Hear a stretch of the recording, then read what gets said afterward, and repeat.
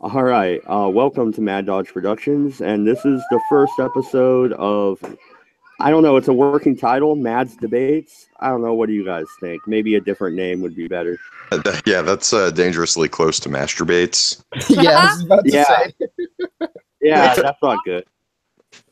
Thanks. Maybe you should have told me that offline when you saw the title down there. Hey, But you know what? You know what? That's not what I'm here for, Mad Dodge. Yeah. All right. Well, fair enough. So the title changed after the stream. Now, thank you. All right. So should churches remain tax exempt? Is the topic tonight, and I'm here with hopefully the permanent panel, and we'll be adding a guest starting next week. But Pirate Nation, Hello. Jen, do you have a Twitter you want to shout out? Or I thought you were doing a podcast with Creepy Little Book or something. You might want to shout that out. I'm occasionally on Creepy Little Book, just occasionally. And then I guess Redbeard's channel, we have a podcast, Asking the Obvious, which is very good. You should listen. It is very good. I listen to it every time you guys put one out. And 40 ounce, give a shout out to your channel as well. Hello, I do a weekly roundup of news as every other YouTube channel does. Also, delve occasionally into philosophy, geopolitics, a little bit of shit posting, and I'm the occasional host of man streaming. But that's all. That's all, really. Nothing too much. Oh Jesus, I'm outmatched here, man. I'm just a fucking video game channel. I'm fucking this debate now. It's okay. You'll do fine. All right. Well, I do want to jump right into it. You get about 5 minutes for your opening statements. We'll start with Pirate, and then Jen, and then 40 will close it out. Go ahead, you guys. All right. Well, the topic being that if churches should or should not remain tax exempt, I actually kind of follow along two lines here. I follow along both sides to an extent. I think that smaller churches that don't have things like, McDonald's or coffee shops or gift shops up in their lobbies, I don't think churches that are just getting off the ground should be taxed. I think they should be tax exempt. Maybe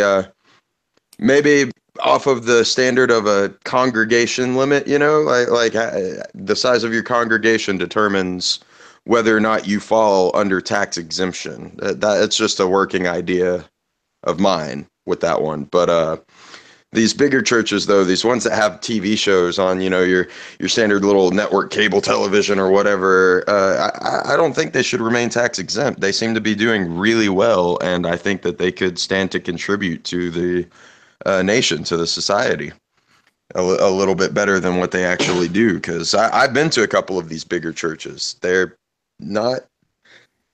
very revolved around accepting tithing, but I don't ever really see them go out into communities and help out like smaller churches do. So, that's just my take on it. That's my take on tax exemption for the churches and a general statement.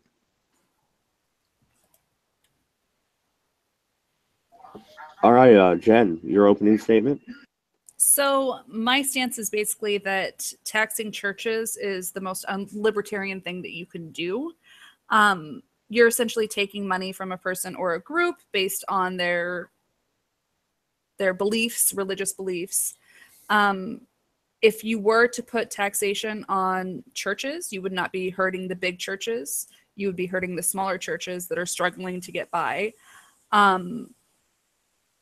Secondly, I guess another point would be pastors do pay taxes. So a lot of the stuff that's going to be brought up is the fact that pastors live in mansions and stuff. But if you earn income, that will be taxed.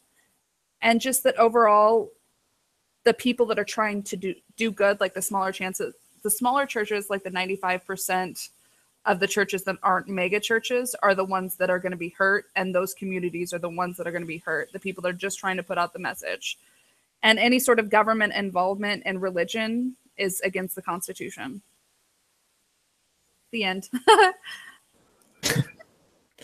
All right, 40, close out the opening statement, sir. My position is that taxing churches is the most libertarian thing that you can do, ironically. Um, it explicitly within our Constitution, there is no form of tax exemption that is set aside for churches. So giving churches all these tax exemptions, this is ultimately a privilege, and there's nothing in our Constitution that says we can't actually tax churches. And so, and the funny thing is giving churches all these tax exemptions, this is I don't want to say social construct. This is this is a bad habit that we've kept from the 11th, 12th century, when churches were often very involved in the monarchy, and they were more often than not kind of a political arm, a socio-political arm, and even sometimes an economic arm, helping to levy taxes and trying to persuade the peasantry, the serfdom, that to pay their taxes is to support God and all these other things. And so really, I think that this is ultimately sticking to an outdated model. And that's not to mention the fact that there is rampant abuse of a lot of the tax exemptions, such as things like the parsonage exemption, that promotes the misuse and abuse of the actual the church itself. And Pirate Nation was correct in saying that there are a lot of these huge. There are actually entire television networks dedicated to these mega churches that will use the tactic, what's it called, a seed faith, if I remember correctly. I think that is the word. Yeah, I think you're right on that. Sorry to interrupt. No, that's good. I couldn't remember what it was. I think it's called seed faith. And basically, yes, donate to the church and you reap what you sow, much like a seed. You plant it in the ground and it grows. And it's the same concept, but with giving money to a church. And this is used and abused on a habitual basis. And what's funny is that a lot of people, specifically conservatives and conservatives that align with Trump, they'll talk about closing tax loopholes and so on.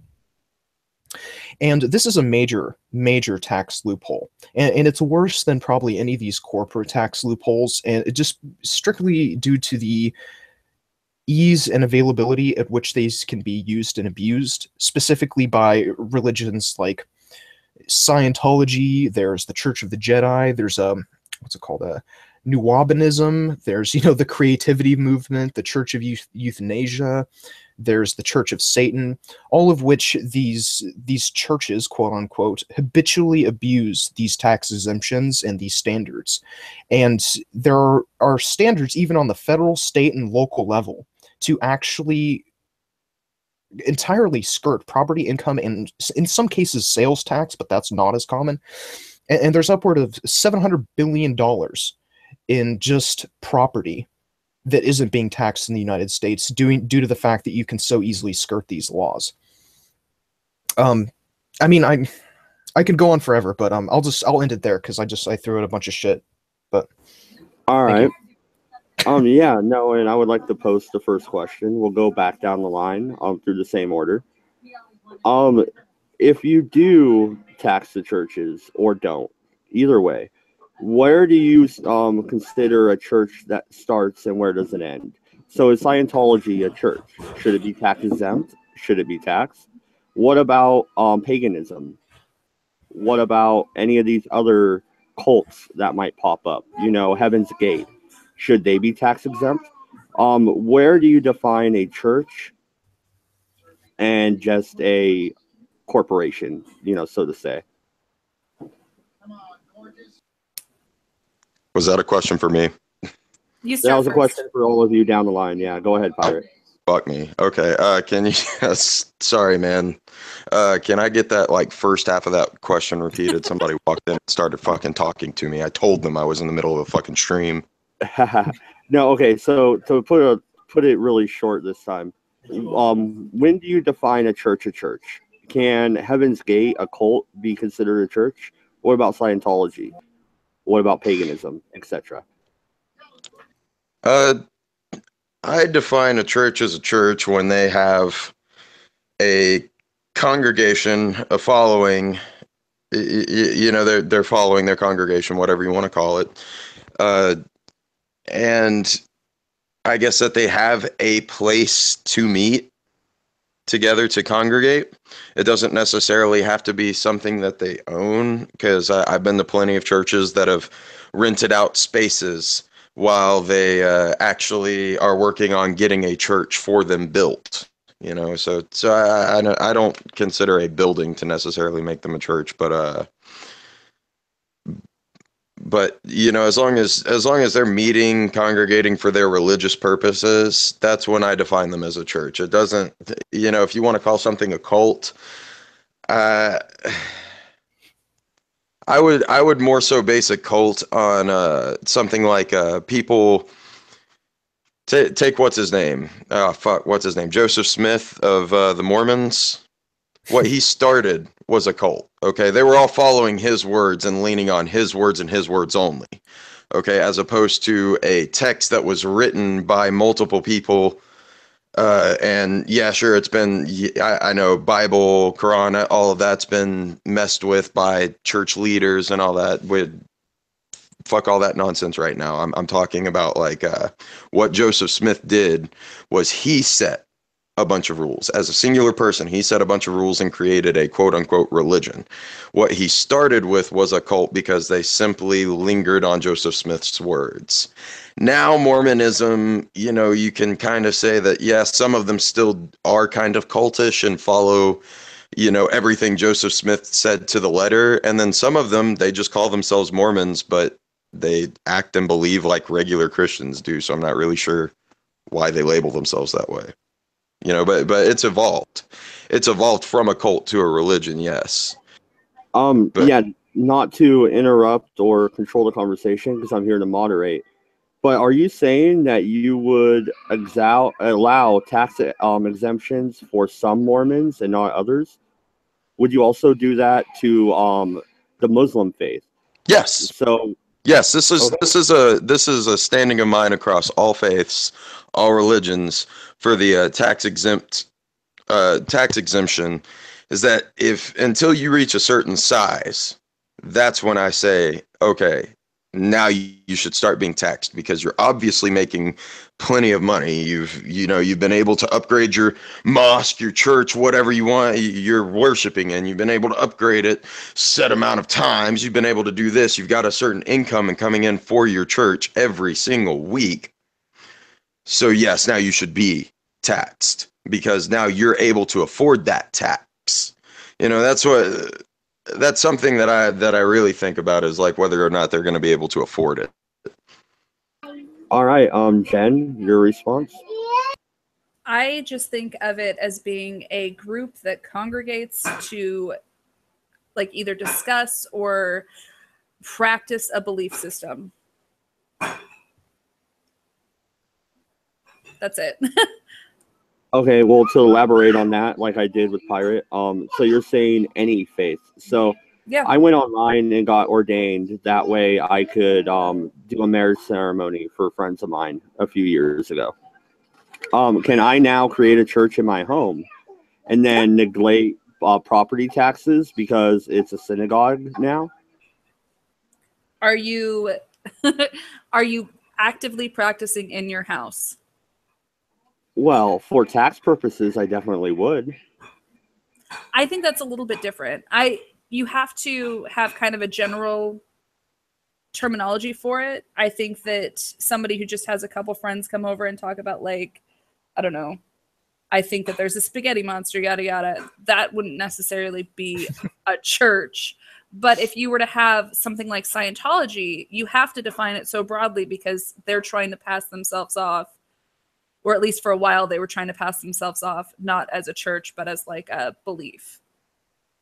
Like the origins of Scientology, that's what they were trying to do, when so clearly it was like a church. It was a cult, but it was a church. Same with Buddhism. And, sorry, Jen. Go ahead. I accidentally cut you off. Sorry. No, it's fine. Same with Buddhism. Buddhism is not necessarily, Okay, you can just stop me. Monasteries, that's what they go to. Thank you. All right, 40 ounce, your response. And I'll also elaborate a little bit if I feel the need to, like I did with the other two. So Go ahead, sir. So what I consider a church is literally just kind of the basic bitch legal standard definitions. So basically that would entitle, of course you have to have some kind of literature of your own. So for the Mormons, it'd be, the Book of Mormon, Bible, Quran, whatever it might be. I think you also have to have regular congregations or some kind of regular religious service. I don't know what that entitles specifically because a lot of these laws are, it seems intentionally vague. I think you have to have some kind of like a religious instruction. I'm trying to remember what it is specifically. Some kind of religious school or religious order in place to like actually ordain ministers or something to that extent. You have to have like a distinct religious history, a distinct creed and followers that are not associated with any other kind of denomination. So there are all different kinds of things to go about, but I literally go by just the legal standard definition. Okay, well, here's how I'm going to elaborate on the question with you then. So, I want to start the Church of Beer. I really like to brew beer. I believe it's my holy sacrament, and beer has been around for thousands of years. It has an established recipe, which would be a book. You can just pray to the beer gods.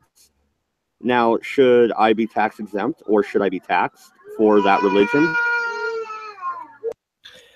Well, unfortunately, you wouldn't exactly be the most foolish religion.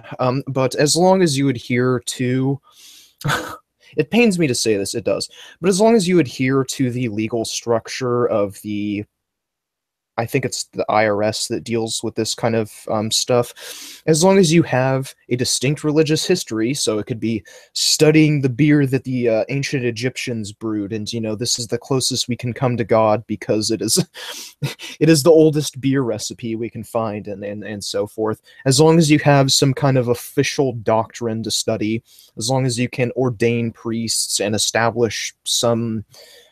Wait. Okay. Or something. I think I've got so are you basically saying, so basically if they have a theology behind it, then. Yeah. Okay. Well, I would say theology, but that's such a incredibly, yeah. I have a question for you, 40, if that's okay. Yeah. You specifically said about like a piece of literature. What about the religions that follow like a verbal, like everything is through spoken word rather than actually written down? Yeah, because isn't Wiccanism, isn't that, or Wicca? Yeah, there's certain divisions of like Christianity that are very small sects, but still. Yeah. Wiccans do have what is the Wiccan Read. It's very short. It's literally just like a couple paragraphs, like to live your life by. It's nothing incredible. But there are all kinds of different small books that you could technically, I suppose, if you want to make the stretch, you could consider them denominations of paganism or Wicca or whatever have you. You could, hypothetically speaking, you could form some cult of Odin, and it could be based purely off of the writings of more Norse mythology, to answer your question. And then also, Jen, was it you that asked about having like just a strictly verbal culture? Yeah. So as I understand it, by the laws dictated to us by the grand gods at the IRS, you cannot have a religion unless you have some kind of specific doctrine, some kind of religious history, some kind of well, a lot of those have histories, but if they don't have a specific book, it's all spoken word. Would they not be considered a religion? Well, I don't know if it's actually a book. It might just be like literally a kind of a discipline or a code of doctrine. It might not actually have to be a book itself.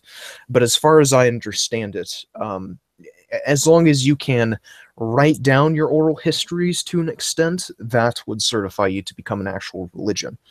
So something like the Hopi Indians of North America, all they have to do is get a sheet of notebook paper and write some shit down, and I suppose they would be an official religion. Well, I mean, for fuck's sake, dude, like Oprah started a church, so you know. Oh, yeah. Secondly, like, say I get really into The Secret or something like that, and I have a whole bunch of people over to talk about that shitty book and how it's changed my life.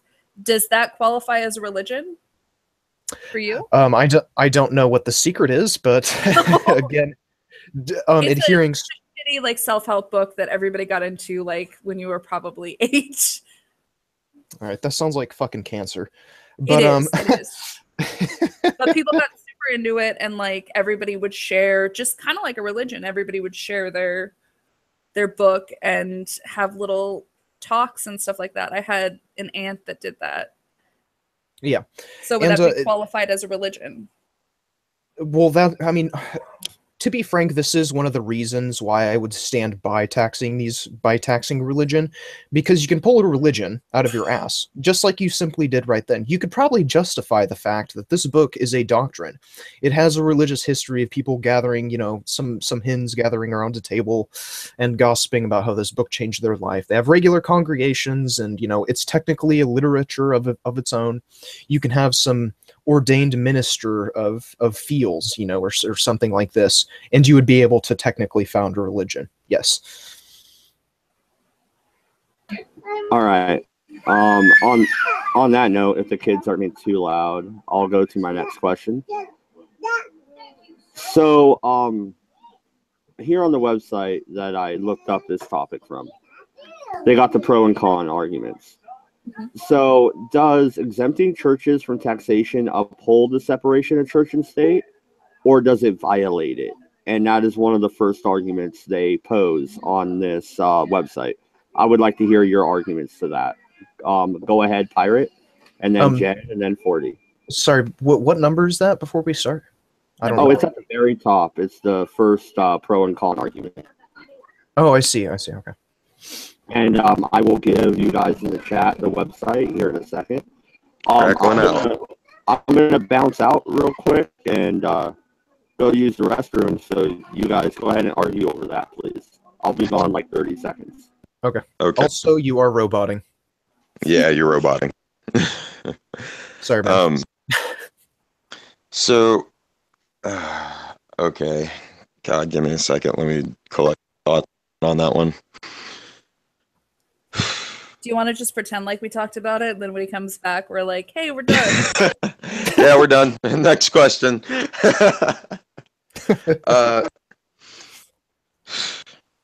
Honestly, I do think that right now it doesn't uphold the separation of church and state, and that's simply because some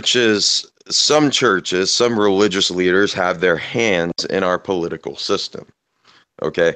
Now, if this were a country where we didn't have that didn't exist, that kind of corruption coming from churches did not exist within our political system, right? Then I could say, all right, that is upholding separation of church and state, because that's, churches aren't getting involved with the government, so the government shouldn't be trying to get involved with the churches. Okay. So, but because churches try to get involved in government, I don't think that it upholds that separation until that specific aspect has been addressed and, essentially nullified. Okay, so if it's okay if I talk, my stance is that if you allow, well, first of all, taxation's left. I think I should say that. But if you were to allow the government to start taxing churches, again, you would not be hurting those big churches, because they would be able to pull all of the stuff that the big banks and the big corporations do to not get fucked as bad as they do. You'd be hurting the smaller churches. You'd essentially be coming in, and if you live in a small Midwest town, you will know that many of the churches, they struggle to get by. I was hearing a story today from my coworker about her church that they actually had to get a grant from a casino to pay for their doors and stuff like that to get fixed. So if you start taxing those churches, those small ones, they're gone. And if they're gone, you go to the bigger churches. The bigger churches become more corporate like, and like with Walmart and the bigger stores kind of take out the smaller competition. And essentially, if you do that, then the belief structure will be that of the big churches rather than the small churches. And I don't know, it just seems like having. I think Do you get what I'm I'm saying? sorry for interrupting. No, go for it. Yeah, I'm sorry for interrupting, but I think I kind of understand where you're going with that, because it's sort of how I see it as well, is that if we started taxing all of them, every single church, all simultaneously at once, Yeah. we would essentially be creating a monopoly type scenario over Thank you. religion. That is the word. Yeah. So essentially, we'd be having Walmart churches. We wouldn't be having like the small local churches that help out with funerals and, you know, give food to the elderly. We would be having just the telemarketers, or not telemarketers, televangelists take over. And on top of that, if you have the government, the IRS coming in and taxing all these different places, there's no way that once the government is in the religious, like the churches and stuff, that they're not going to start putting in their propaganda, in my opinion. Yeah, so basically ask yourself, guys, do you really want Kirk Cameron controlling all religion? Or No, even worse, but- do you really want the politicians controlling the religion? Do you want the government controlling the religion? The question remains, so how does leaving them exempt from taxes separate church and state? You guys can respond to that question, and then let's let 40 get his word in. Also, you are roboting. Sorry. Yeah. Again? Yeah. Yep. By separating church and state, it's completely keeping them separate. If you're taxing them, you are allowing the government to come into the churches and have their hands in there. And I don't see, personally, I don't see, you know, I know that 40 is probably going to say something along the lines of, you know, it, well, actually, I don't know what you're going to say. Maybe I should let you talk.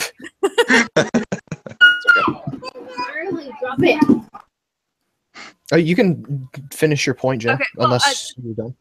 I'm terribly nervous. I'm sorry.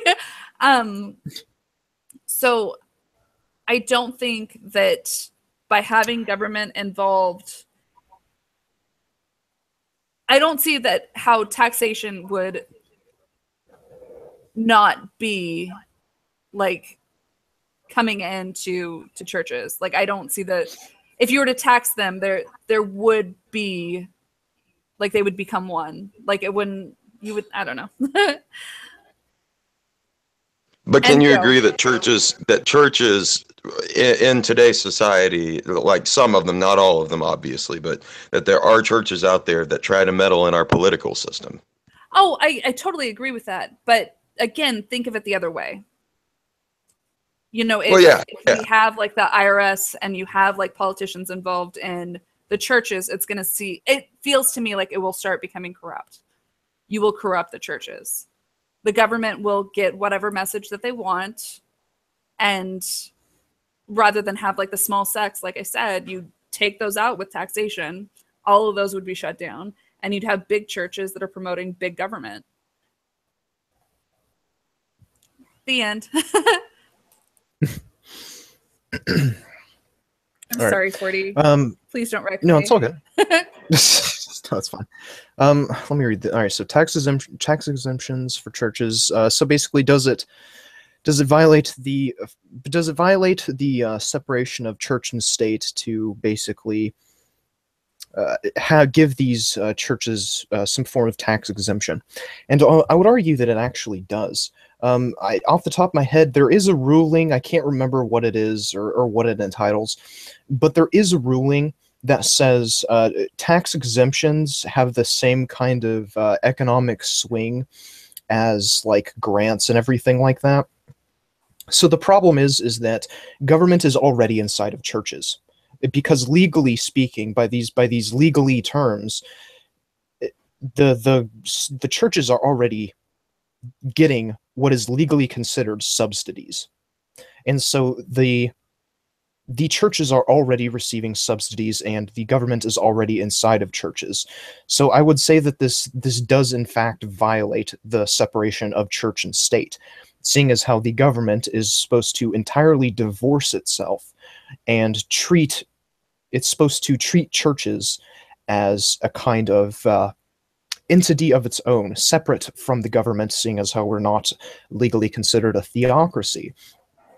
And that's one of my gripes, is by giving churches these subsidies, you de facto go back to these kind of 11th, 12th century values of upholding churches to, if not above the state in some cases, then they're at least on par with the state in terms of the actual ethical value, the ethical swing that they hold in communities and things like this.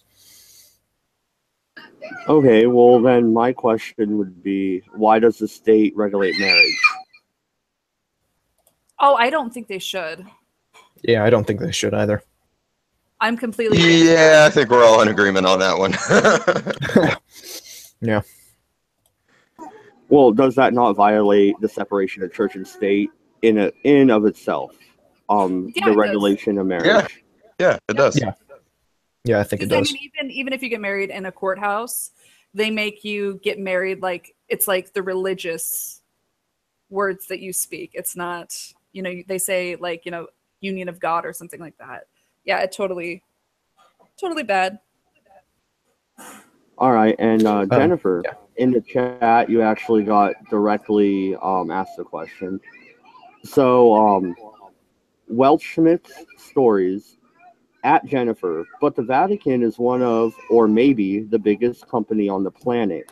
Who donates occasionally? Why not tax them? The Vatican's actually a really good example of why there should be a separation of church and state. The Vatican itself is considered its own country, if I'm correct, right? Mm-hmm. So there is no taxation on them because they are government and religion. So if you are arguing about them, then you should definitely look at them as an example of why there should be a division, if that makes sense. I totally get what you're saying, and I totally understand, but my whole stance is essentially that big religion, big government is bad. You start taxing the small guys, those are the ones that are going to die. I hope you understand that. All right, and I'll move on to the next one. So this is number 240, since you're following along. So the pro on this one says, requiring churches to pay taxes would endanger their free expression. The con is a tax exemption is a privilege, not a right. I would say completely, though, taxation is theft. Now, putting that aside. Taxation is theft. Pirate, go ahead. If you understand the question. So the question is, should you require churches to pay taxes? And if you did, would that endanger their free expression? Could they no longer pontificate how they normally would if they were tax exempt or if they were taxed? Wait.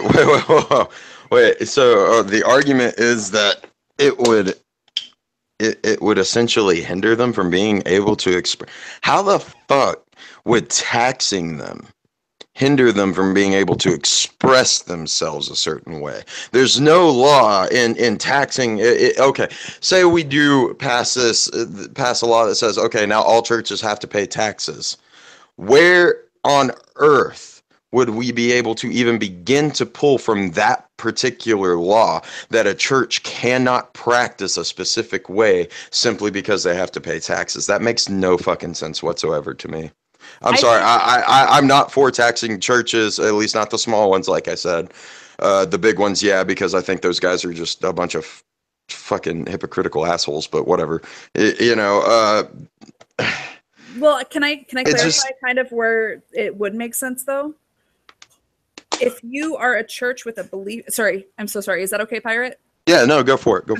If you are a church with a belief system that, is not one of the big churches that can pay the amount of money for the taxes, you will not stay around because you cannot pay the taxes. So essentially, if you can't pony up the money for the taxes, then you can't play.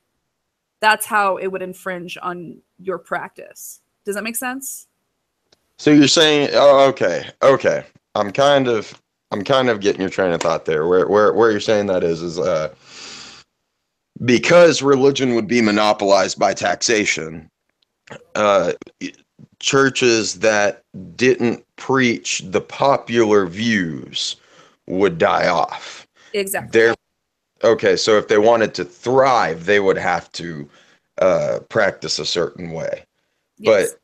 But I mean, if you could even compete, because I mean, you wouldn't be. If you start taxing and stuff, you'd have to at least be a part of their sects, like those big sects. You'd have to have like that constant amount of money coming in. right, well, okay, so I do get that. I do get that. I get that mentality of it, but the law in it of itself wouldn't be the hindering of them to be able to practice a certain way wouldn't be because of the law. It would be because, you know, of the monopoly that sparked from the law. The law is not preventing a church from saying something. A church can say and practices however it pleases still. It's just now there's a competition because there's a monopoly. So Well, okay, yeah, I do kind of see like how it would affect it, but I still have to say that the law in it of itself would not be the reason. It would be how the churches respond to that law. Well, I would like to interject because you've seen the IRS crack down on conservative groups. So why would they not crack down on churches as well if they were forced to pay taxes? And with that, I want 40 to give his thoughts. Can I give a thought really fast about that? Oh, go ahead, Jen. Yeah. Okay. Sorry, my conspiracy hat just popped on when you said that.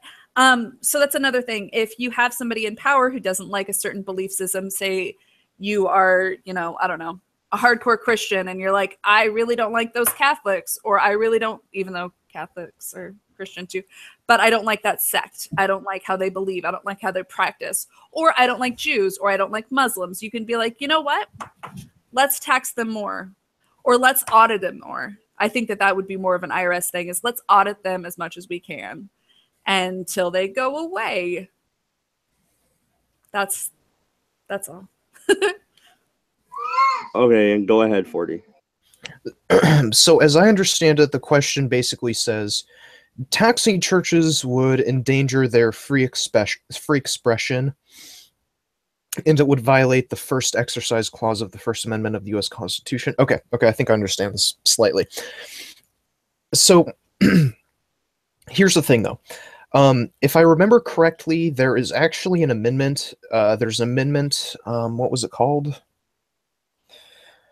I think it was Amendment 501C or 501B, or it's got some random letter, fucking ABCD XYZ, right? But it's 501C or something like this. And so basically, this was a law passed in the late 1900s, if I remember correctly, basically saying that tax-exempt groups are not allowed to do any kind of political campaigning or have any kind of political sway.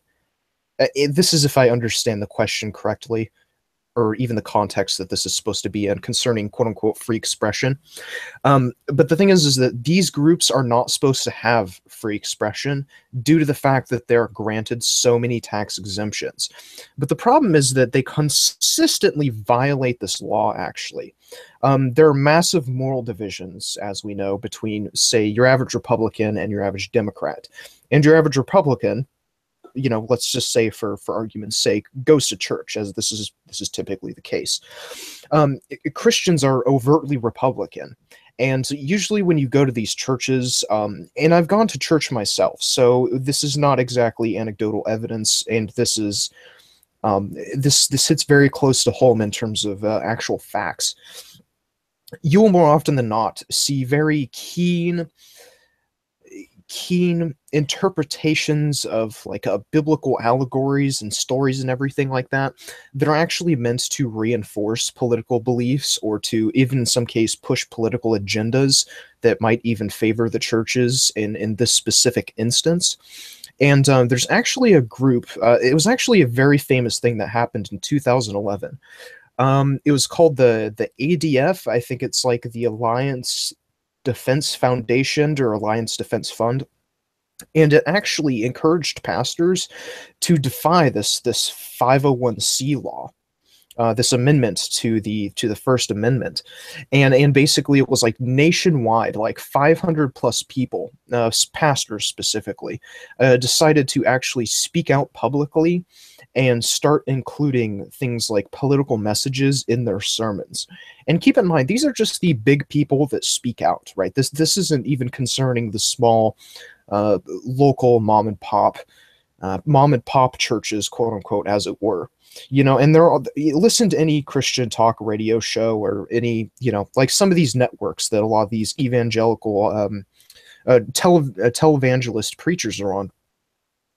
And you'll see the same kind of narrative push that you would in any of these churches, right? The Obama is the great Satan, quote unquote, and Trump is the savior. And as much as I agree with this, this is still technically breaking the law, and I am a huge stickler for these things. So, and look at it like this: in my opinion, taxing these people or removing these tax exemptions, as it were, would literally free up their ability to say anything they want, and they can push whatever political message they want. That way, they are in turn not breaking the law, and they can't be audited. They can't have their church license or whatever it is. They can't be stripped of their churches or their memberships or anything like this for actually preaching the political message that they would want to. So I think by taxing them, this would in turn grant them the ability of free expression that they otherwise don't have under some of these more strict laws concerning tax-exempt organizations. All right. Well, I would like to come back with another follow-up question then. What about these pastors like Al Sharpton and Jesse Jackson who put themselves in the middle of the political debate? Should their churches be taxed? Should they be stripped of being churches because they're too political? What would your stance be on these figures? That was directed towards me, correct? Yes. Okay. Listen, by the law, yes. As of right now, as of the moment we are talking, yes, I think these people should be stripped of whatever titles they hold. I do not think these people should be running churches due to the fact that they directly benefit from these tax exemptions. They directly benefit from tax exemptions that they don't have to pay income tax. They don't have to pay property tax on both the state and federal level. And to think about it, for those who might lean more conservative, you're subsidizing these people, technically speaking. By the legal definition, you are subsidizing these people to indoctrinate others, and you're not allowing them. These people technically should not be allowed to even voice their political opinion. So, but me personally, I would much rather have it the other way around. Let's simply grant these people the ability to express themselves, and just let's lift the bonds of these tax-exempt laws. Well, and I kind of asked it earlier, but I'll ask it again because of Thorn in the chat. She says that we keep mentioning churches. What about other religions?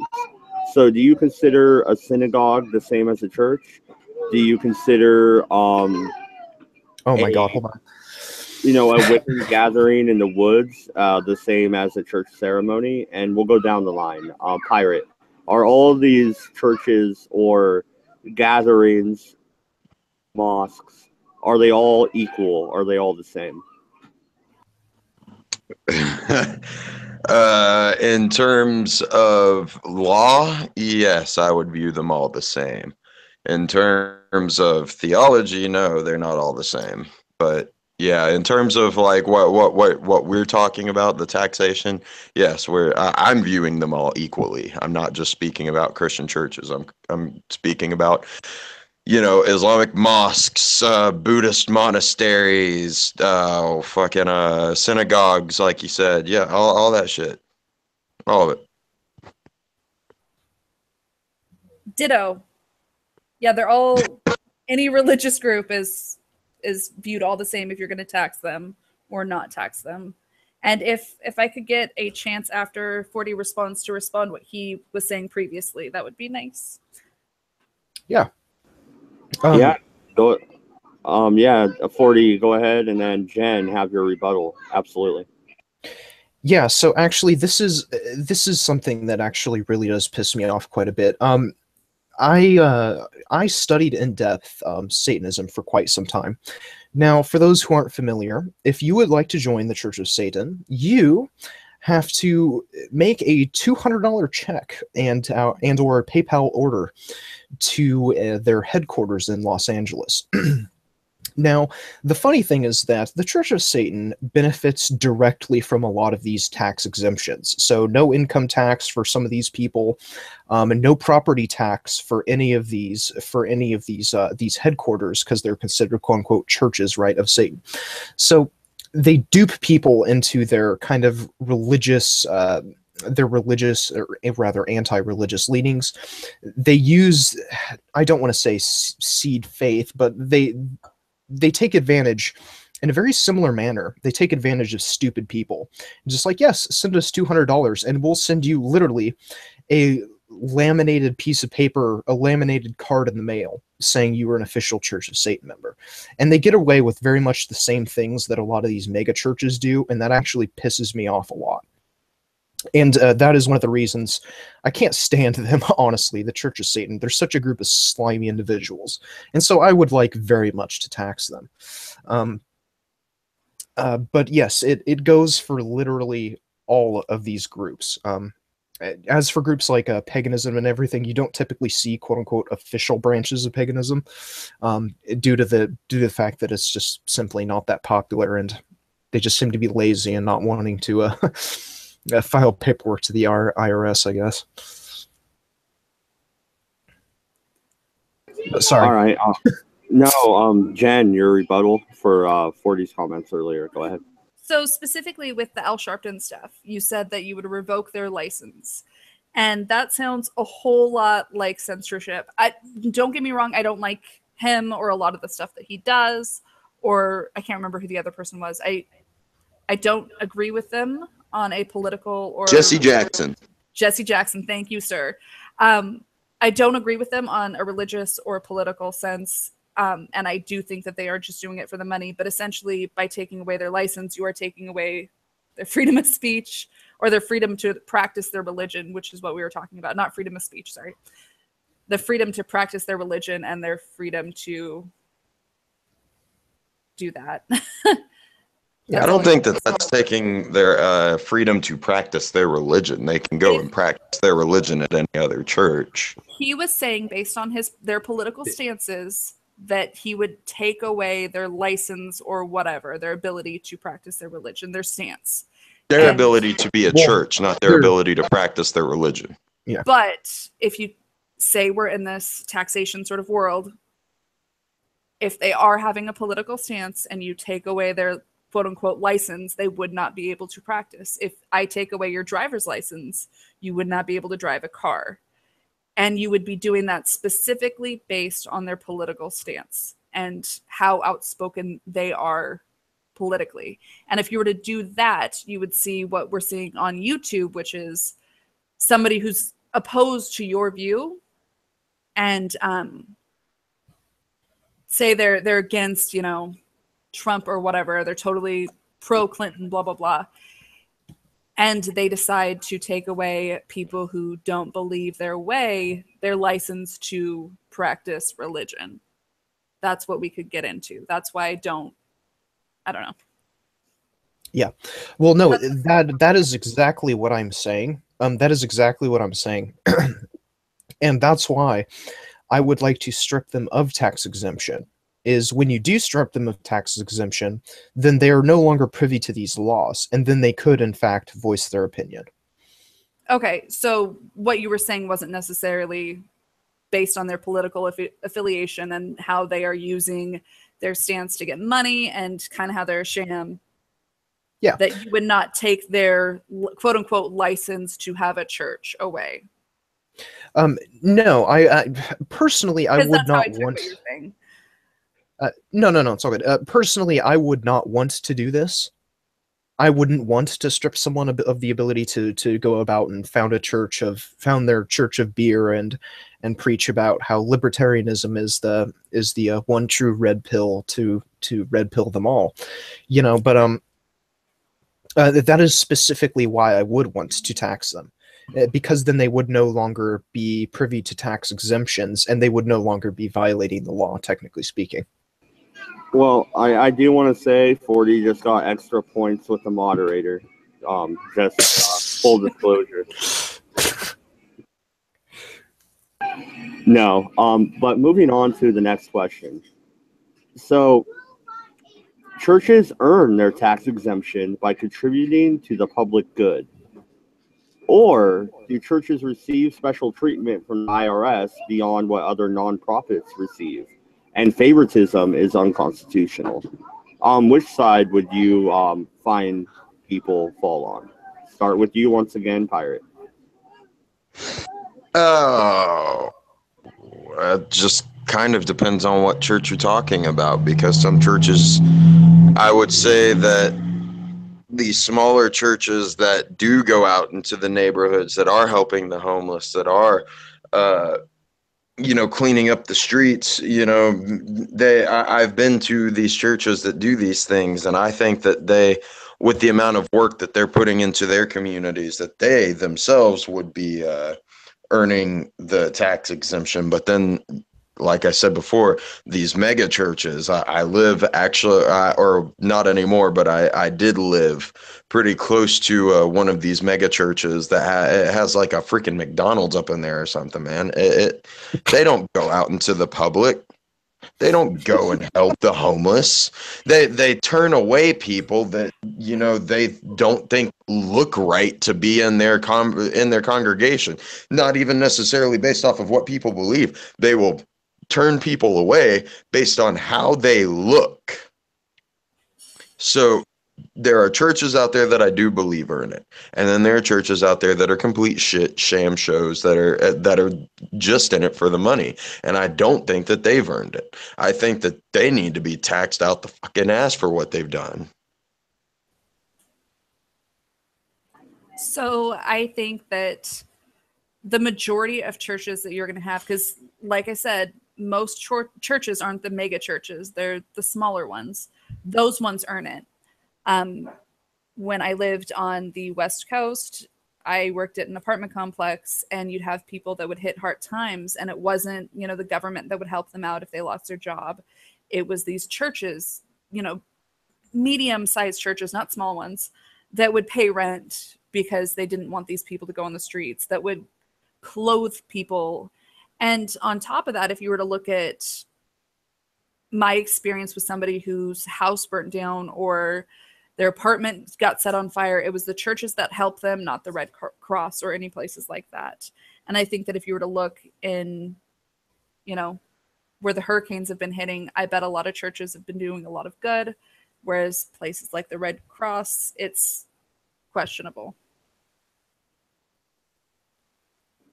Oh, I could go on and on about how shitty the Red Cross is, but yeah, that's the problem that I have with the churches being taxed over, say, charities, is you have those huge charities that are doing stuff just as fucked up as the mega churches.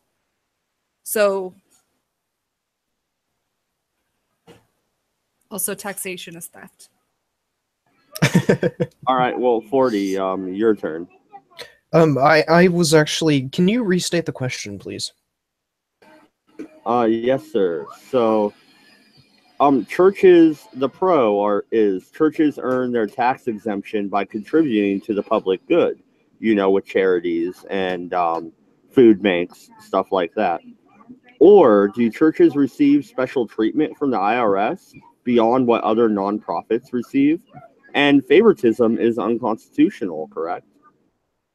It is, yes. Favoritism is unconstitutional. As far as churches earning, it's pro and con 3. I see. My bad. I'm fucking retarded. I apologize.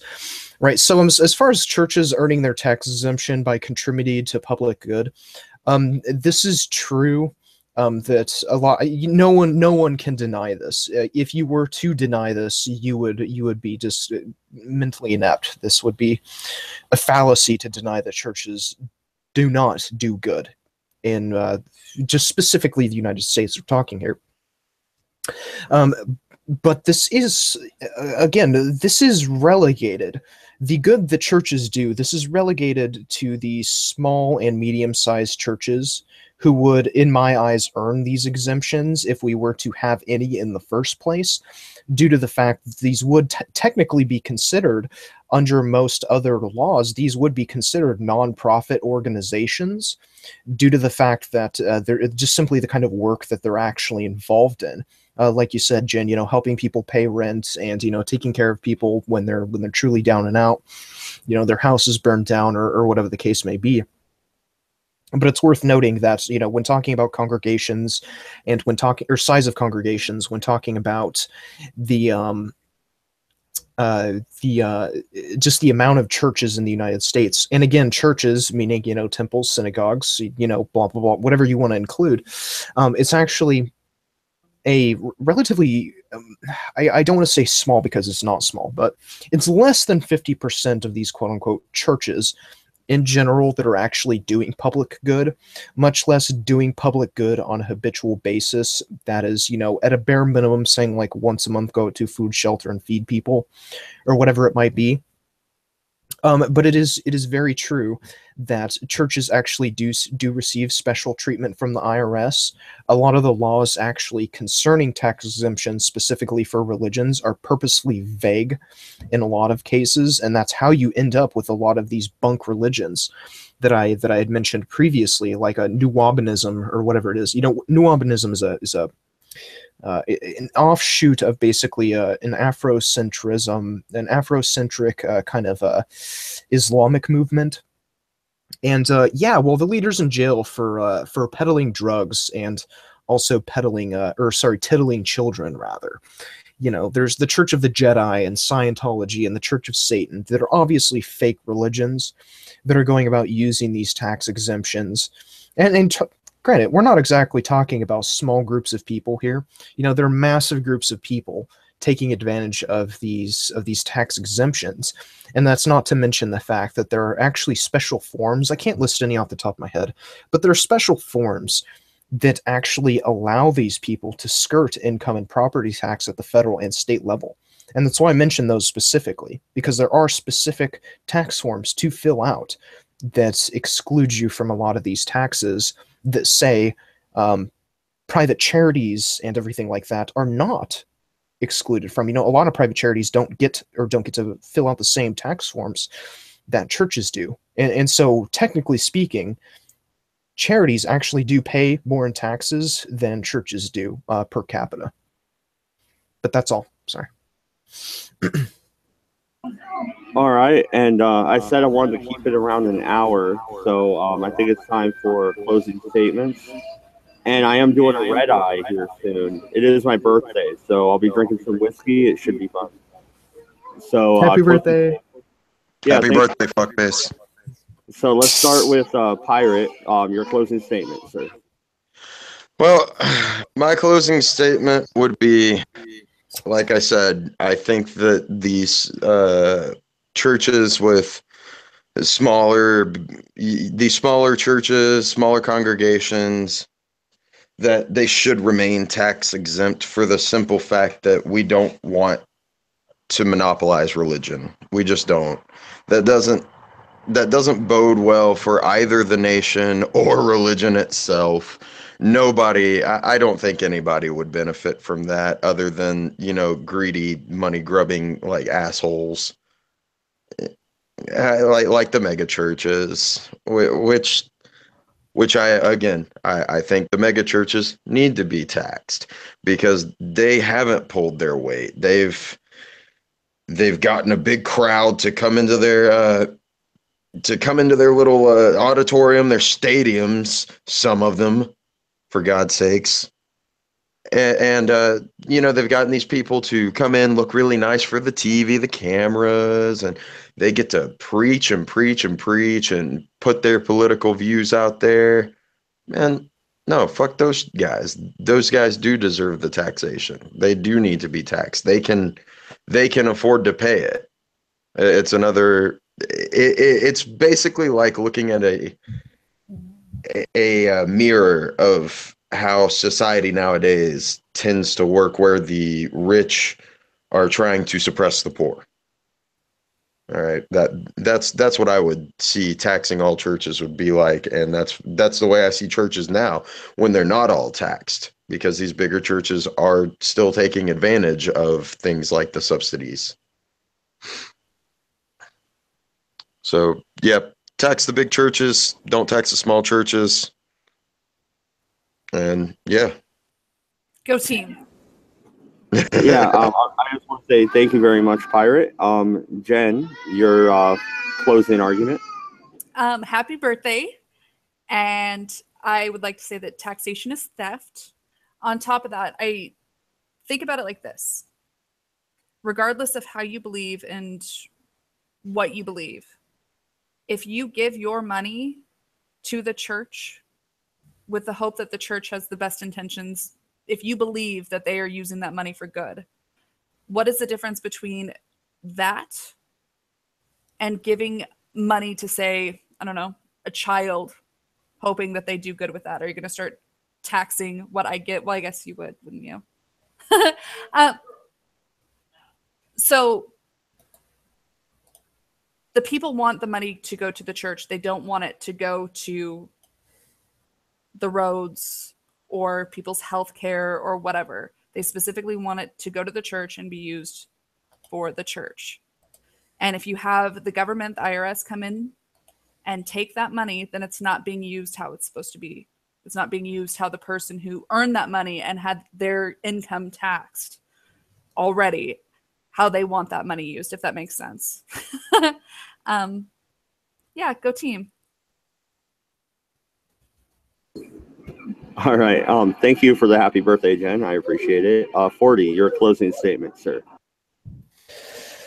Oh gosh. Well, oh well, golly gosh, I don't even really know. So me personally, the solution I would suggest, because I would hate to just sit up here and bitch and not really offer a solution. The solution I would propose is that there needs to be some form of taxation that is relative to, maybe, I want to say, a business tax, but not really. Something that is akin to a business tax. So, for instance, I would suggest that smaller churches would obviously be taxed at a lower rate than these, shall we call them, corporate churches, it seems. You know, they have these gift shops and they're selling shit, and did they really have a McDonald's? I really wanted to ask that. Did they have a McDonald's inside? Yeah, actually they did. I walked in, and I'm not sure if it was the church that I lived by or if it was a church that was actually like 3 or 4 hours away from where I lived. But one of these churches, I walked in and there was a fucking McDonald's in the lobby of the church. Like it was like a fucking mall in the lobby of the church. There was a McDonald's, there was a gift shop, there was a coffee shop next to that. And I would say that, yeah, I would honestly say that in the scenario for churches like that, they wouldn't even have to worry about pulling from the money that the congregation tithes to them. They would be able to pay their taxes with the money that they're being paid by fucking McDonald's, this coffee shop, this gift shop, whatever else they've got in their church. I had a church. I went to a big church for like a year when I was a teenager. They had like a Starbucks or something like that in there. But that was separate from the church. The money didn't go to the church. It went to the franchise. It just so happened that somebody who went to the church started a franchise inside of the church. Yeah. And so that wasn't connected. I don't know if the same for the McDonald's, but well, like I couldn't say for that specific church, but I do know that one of the mega church, the mega church with the McDonald's in it, it was its pastor was claiming that they were only ever given tithes, donations, if you will, from the companies, but these donations were obviously rent so their companies could stay in. Like it wasn't a charity case. You could tell this was a thing where if they didn't pay that quote unquote donation, that their company wouldn't be staying in that church for long. Yeah. So it's reasonable to assume that it is exactly as you say, and I wouldn't doubt it because a lot of these a lot of these churches, they do these. They pull these miraculous stunts to the point where it's actually amazing that they're still allowed to be a church. There are televangelist preachers that there's one case. What was his name? Surfleo Dollar, I think was his name, if I remember correctly. And he came on television one day, and it's just like, I pray to God for a private jet, and God will give it to me. And lo and behold, he ended up getting a $65 million private jet to go on private skiing trips with and so forth. So I think it's reasonable to assume that a lot of these people can actually afford the tax in a lot of cases. And, this is of course, setting aside the fact that some of these smaller churches, in fact, cannot afford tax. If not, they can only afford very small taxes, in which case I would support that. Due to the fact that there are like some odd 300,000 some odd congregations that literally don't pay income tax or pay property tax, and something needs to be done about that due to the fact that they habitually abuse the tax exemptions that they're afforded, and that they can in fact afford to pay the tax, and it would be a massive boon to the U.S. economy. All right. Well, to close down the show, and then we're going to go to the after show. That's why people are jumping in. Thank you everybody for watching. We will have a red eye. I think Redbeard in the chat says something about doing it on his channel. I'm cool with that. But don't trust him. Way, he hasn't given me soup. Whiskey tonight for my birthday, and if we do it on my channel, I'll throw my Streamlabs in there, and you can make me take a double shot if you give me a couple bucks. Give me a drink. It's my birthday. Don't tell that to Redbeard. He will fuck you up. Yeah, I was about to say he'll kill you with alcohol poisoning. But here's the thing. My stance on this would be taxation is theft, and nobody should be taxed. So I win. But although Pirate does have a good point in that, which is kind of what I came in believing too. The bigger churches do need to be taxed. I completely agree with you, Pirate. You did a good job. Also, 40, good job, sir. Thank you. Oh, I thank you. You did as well. Like you argued for tax exemption very well. So I couldn't find very many like holes with what you were saying to begin with, and the holes that I were finding were those classic the